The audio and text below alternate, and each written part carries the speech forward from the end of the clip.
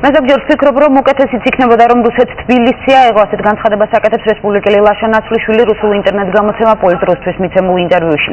უშიშროების ყოფილი მინისტრის ვალერი ხაბურზანიას მოადგილე და ალიანსის საქართველოსთვის წევრი ჟურნალისტ ვარვარა პროხომენკო საქართველოში შექმნილ ვითარებაზე ესაუბრა.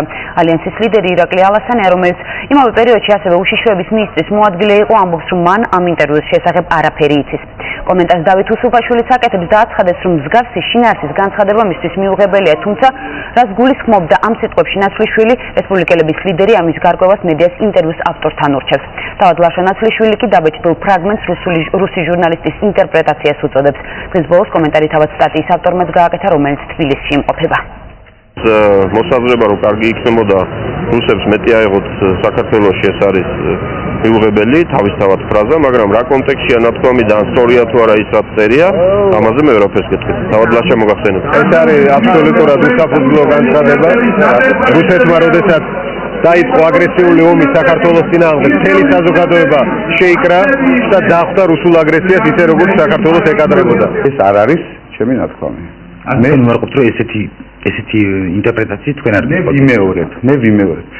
ეს არის ჩემი გამონათქვამის რბილად რო ვთქვათ ძალიან თავისუფალი ინტერპრეტაცია. მე სიტყვასიტყვით ვთქვი.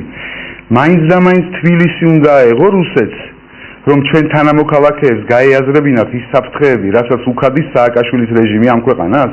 Возможно, это мои... შესაძლოა ტექსტის ჩემი ასეთი სტილის წერის ბრალია. არც მე და არც ჩემ სხვა კოლეგას ეს წინადადება არ აღვქვამს, როგორც მოსკოვისადმი თბილისის აღების მოწოდებად. ეს იყო მოსაზრებიდან ამოღებული ერთი ფრაზა, რომელშიც ზოგადად საუბარი იყო არა საგარეო პოლიტიკაზე, არამედ არსებული შიდა პრობლემების მოგვარების აუცილებლობაზე.